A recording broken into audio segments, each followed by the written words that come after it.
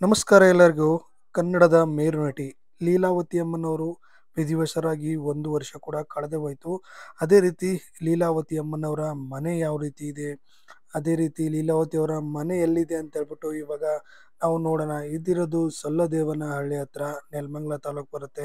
ಅದೇ ರೀತಿ ಕುನಗಲ್ ರೂಟಲ್ಲಿ ಹೋಗಬೇಕಾಗುತ್ತೆ. ಬೆಂಗಳೂರಿಂದ ಒಂದು 45ರಿಂದ 50 ಕಿಲೋಮೀಟರ್ ದೂರದಲ್ಲಿದೆ. ಇದು ಯಾವ ರೀತಿ ಅಂದರೆ 7 ಎಕರೆದಲ್ಲಿ ಇರುವಂತಹ ಒಂದು ಫಾರ್ಮ್ ಹೌಸ್, ಅದೇ ರೀತಿ ಮನೆನ ಮಾಡ್ಕೊಂಡಿದ್ದಾರೆ.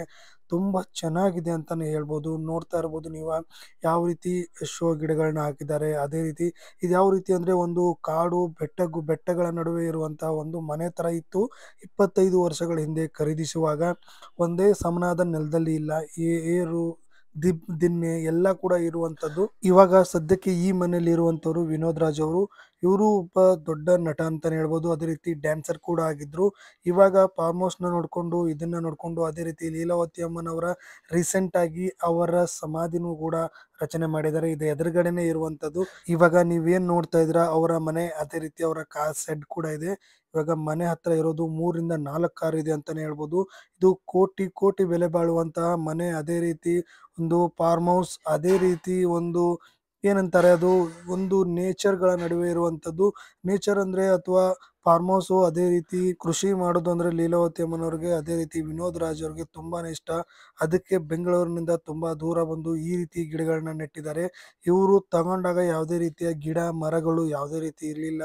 ಇವಾಗ ನೋಡಿ ತೆಂಗು ಇದೆ, ಅದೇ ರೀತಿ ಶೋ ಗಿಡಗಳಿದಾವೆ.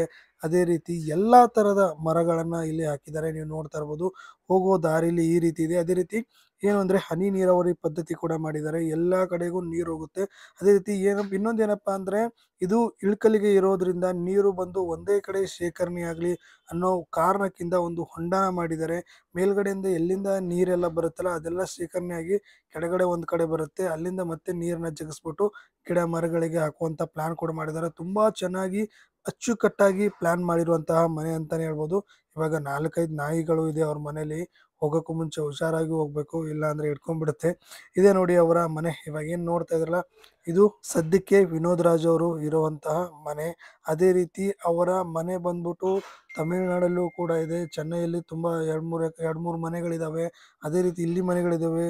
ಕೋಟ್ಯಾಂತರ ರೂಪಾಯಿ ಆಸ್ತಿನ ಹೊಂದಿದ್ದಾರೆ. ಅದೇ ರೀತಿ ಯಾವುದೇ ರೀತಿ ಕೊಬ್ಬು ದುರಹಂಕಾರ ಇಲ್ಲದ ವ್ಯಕ್ತಿ, ಸಾಮಾನ್ಯ ವ್ಯಕ್ತಿ ಅಂತಾನೆ ಹೇಳ್ಬೋದು ವಿನೋದ್ ರಾಜ್ ಅವರು. ಅಷ್ಟು ನಮ್ರತೆಯಿಂದ ಇರ್ತಾರೆ. ತಾಯಿಗೋಸ್ಕರ ಒಂದು ಸ್ಮಾರಕವನ್ನು ಕಟ್ಟಿಸಿದ್ದಾರೆ. ಈ ತರಹ ಯಾರು ಕೂಡ ಮಾಡಲ್ಲ. ಇದನ್ನ ಮಾಡಿದ್ದಾರೆ ಅಂದ್ರೆ ಅವ್ರಿಗೂ ಗ್ರೇಟ್ ಅಂತಾನೆ ಹೇಳ್ಬೋದು.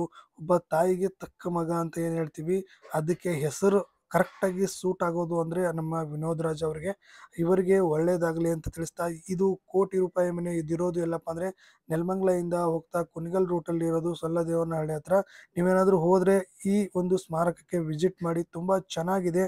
ಅಕಸ್ಮಾತ್ ಏನಾದ್ರು ಸಿಕ್ಕರೆ ಮಾತಾಡ್ಸ್ಕೊಂಡ್ ಬನ್ನಿ ವಿನೋದ್ ರಾಜ್ ಅವ್ರನ್ನ ಅಂತ ತಿಳಿಸ್ತಾ ನಮಸ್ತೆ.